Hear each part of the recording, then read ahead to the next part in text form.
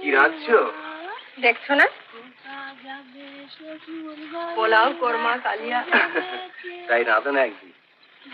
রাঁধবে না ভুলে গিয়েছো? ভুলে গেছি।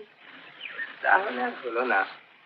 ভেবেছিলাম খোকার অন্নপ্রাশনটা একটু জাঁক করে করবো। কোন ভরসা করবে শুনি? কেন, আসছে মাস থেকে তো রায়পুরের ওখানে চাকরি হচ্ছে। সত্যি? আজ নীলমণিপুরের সঙ্গে দেখা, বললেন রায়পুরে কথা দিয়েছে। মাইনের কথা বলেছে কিছু? শুনে ভাবিনি। আমি তো চিরকাল গোমস্তাগিরি করতে যাচ্ছি নি যে রায়গুলো তার কেনা গোলাম করে রেখে দেবেন। চাকরি একটা হলে এদিকে শিশি বাড়ি, আর সব মিলিয়ে ঝুলিয়ে সংসারটা বেশ গুছিয়ে নেওয়া যাবে আর কি। তাছাড়া সময়ের একটা ভালো মন্দ আছে তো। বেশ হলো, মাঘ মাসে খোকা হলো আর বৈশাখ মাসে তোমার চাকরি। তাই তো ভাবছি অন্নপ্রাশনটা একটু চাপ করে করলে খরচ আর যাই কিছু হোক না কেন, লোকের কাছে মানটা থাকে। তাছাড়া মার জন্য তোমার হাতে রান্না খেয়ে বেশ সুক্ষেপ করবে, তাই বা মন্দ কি বলো? হ্যাঁ, হ্যাঁ গো, ওরা মাইনে ঠিক মতো দেবে তো? তা দেবে না কেন, রায়পুরের লোক ভালো। কি জানি বাবু, কে যে ভালো আর কে যে মন্দ। দেখছি তো তোমার ভালো মানুষ পেয়ে সব ঠকিয়ে নি। সে কি, কবে দেখলে আবার? দেখিনি, আমার বাগানটা হাত করে নিল চোখের সামনে। সে এখন বললে হারান্দা বেঁচে থাকতে নাকি 300 টাকা ধার নিয়েছিল ওদের কাছ থেকে, বাগানটা নিয়ে সেটা শোধ করে নিলে। বাগান থাকলে কি আর সংসারের জন্য ভাবতে হতো?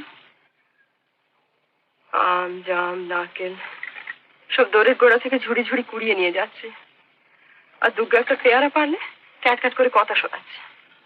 এদের সময় লাগছে কোথায়? এরা করবে সুদের কারবার, আমি থাকবো লেখাপড়া নিয়ে। কে তোমার লেখা কদর করতে শুনি এই অজ পাড়া গায়ে? আমার মতলবটাই শোনো না, আমি কি লিখছি তোমায় বলি। সব নতুন নতুন পদ, নতুন নতুন পালা, আরে একবার রটি গেলি এই অধিকারীর দল সব পিলপিল করে ছুটে আসবে, বুঝলে না? তারপর চাই যে সব নতুন জিনিস, কিন্তু পাবে কোথায়? নতুন জিনিস কি গাছের ফল? দেখলাম তো সব আজকালকার নতুন লিখিয়েদের সব পুরনো ভাঙিয়ে কাটছে, সেই থোড় বড়ি খাড়া আর খাড়া বড়ি থোড়। আরে সেই সব যদি চলছে তো নিশ্চিন্তপুরের হরিহর রায়ের নতুন খাঁটি জিনিস চলবে না, কি বলো? হ্যাঁ, নিশ্চয় চলবে। তুমি লেখাপড়া শিখেছো, গায়ের লোকে তোমার মান্য করবে, এর চেয়ে ভালো আর কি হতে পারে? খোকাকে লেখাপড়া শেখাবে, পয়সাটা দিয়ে পুজো আসতে শেখাবে,